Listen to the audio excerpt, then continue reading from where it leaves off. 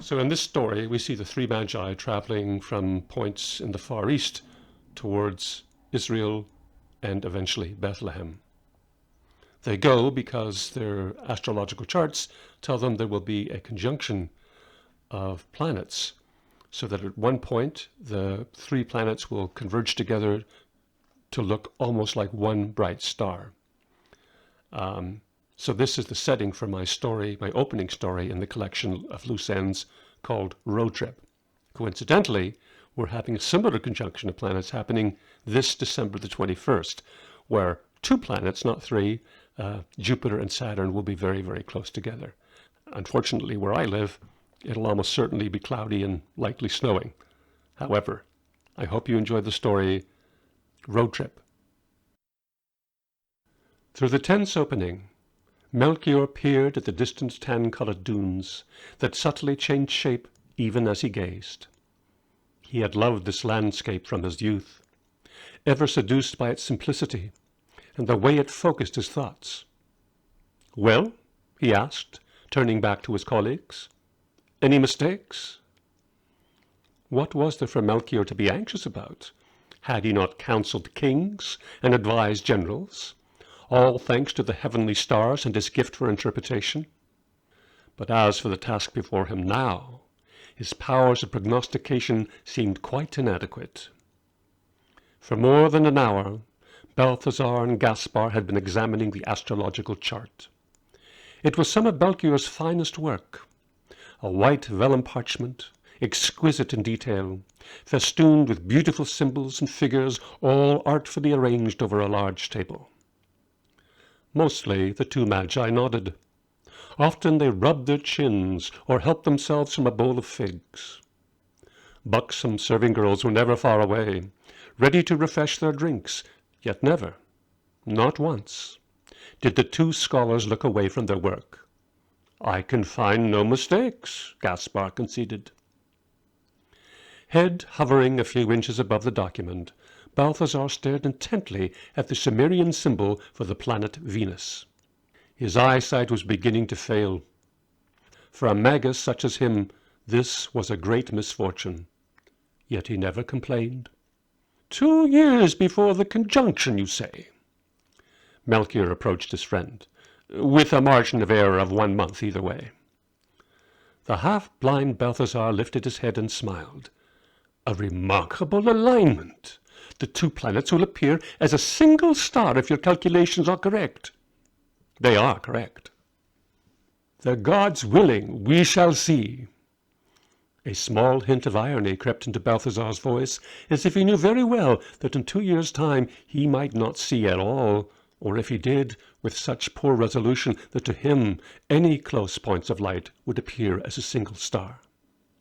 Gaspar asked, "Could we not study the conjunction just as well from here?"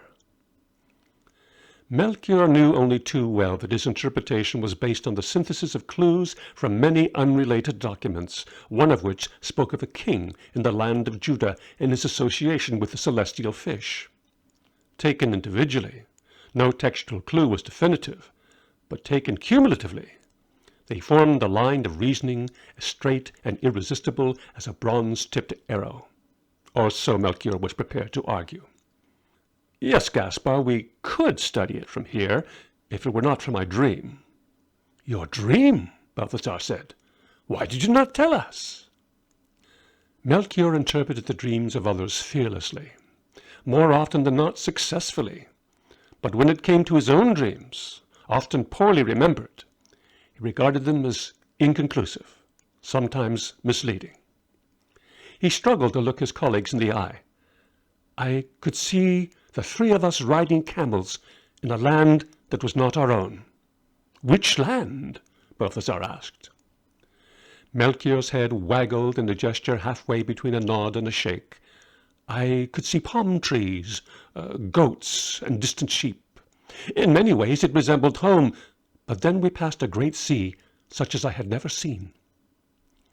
Balthazar's foggy eyes lit up. Perhaps he was thinking of his home on the shores of the Caspian. Melchior felt a need to elaborate. Or perhaps it was merely a very large lake. Gaspar steered them back on topic. What else did you see?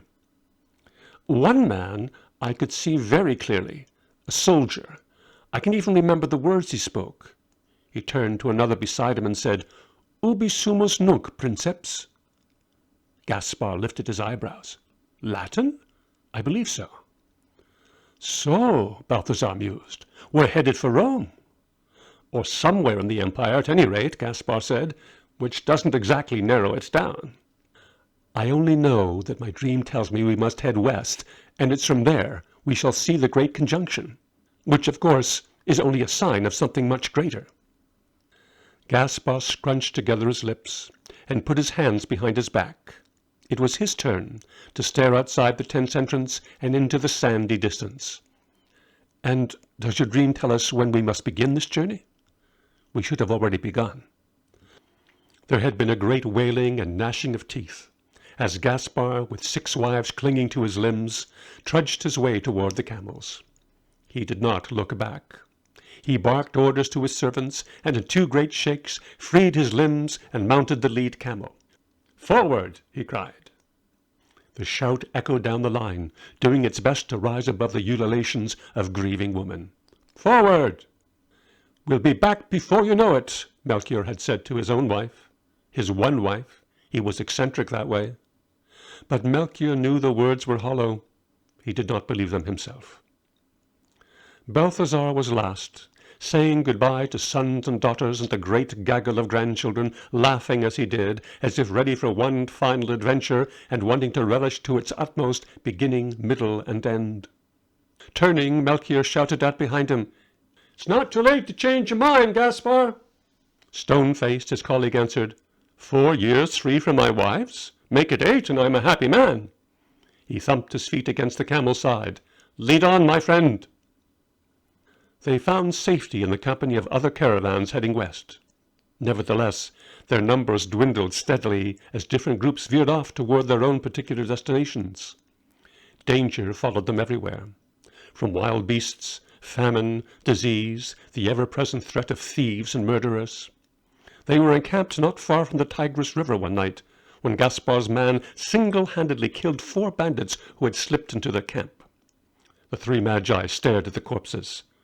That might easily have been us, Gaspar remarked. It will be us, one way or another, Balthazar replied. A man's days are numbered. One cannot escape one's fate. Melchior smiled weakly.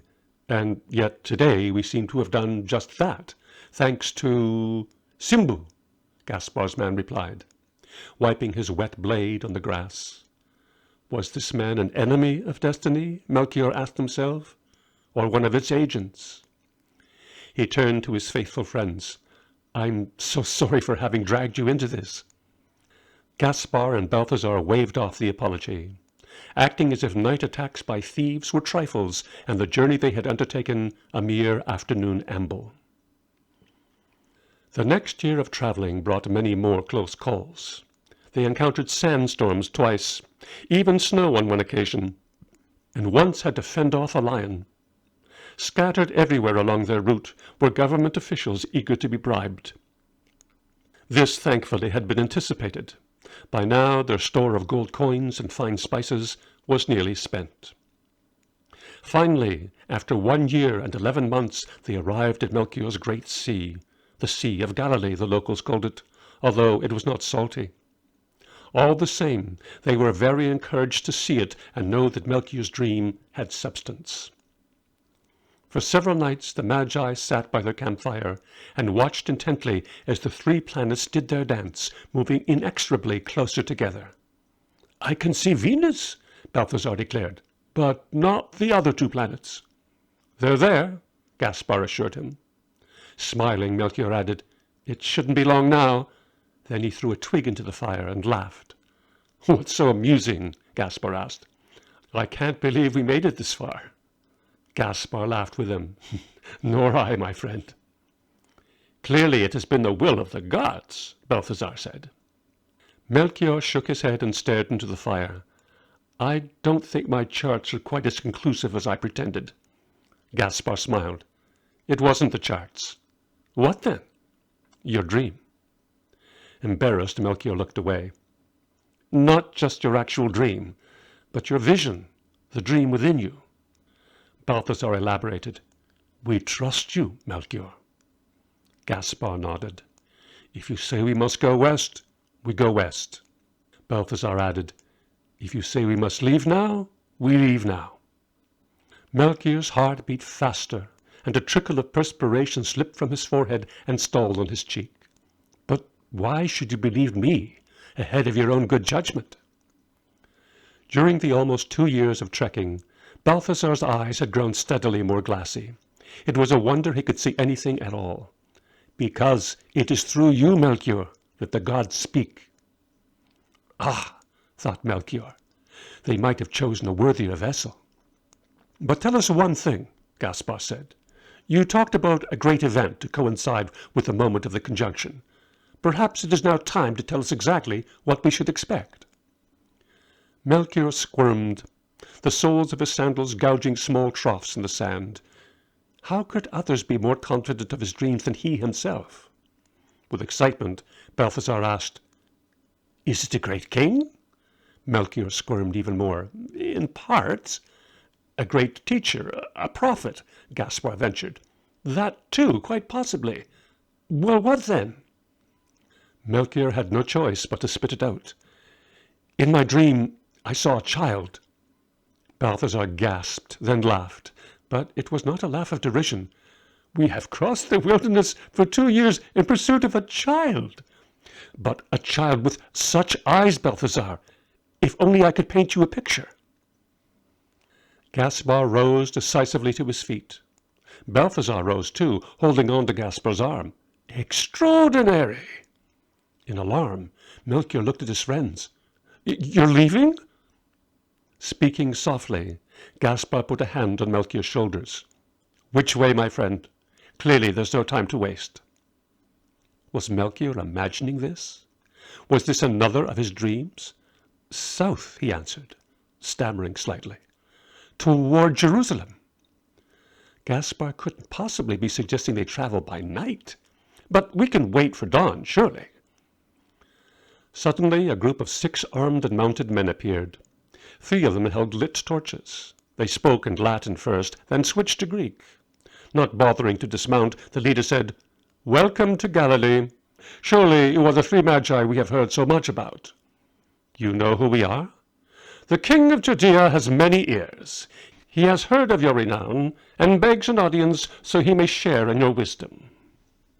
With a large hand wrapped in a thick leather glove, the leader pointed southwards. If you would be so kind. This was more than a simple request, and the 3 magi looked at each other, wondering how best to respond. The clink of bronze swords against scabbards brought them to a quick decision. Come, the captain called out, the same princeps Melchior had seen in his dream. King Herod awaits.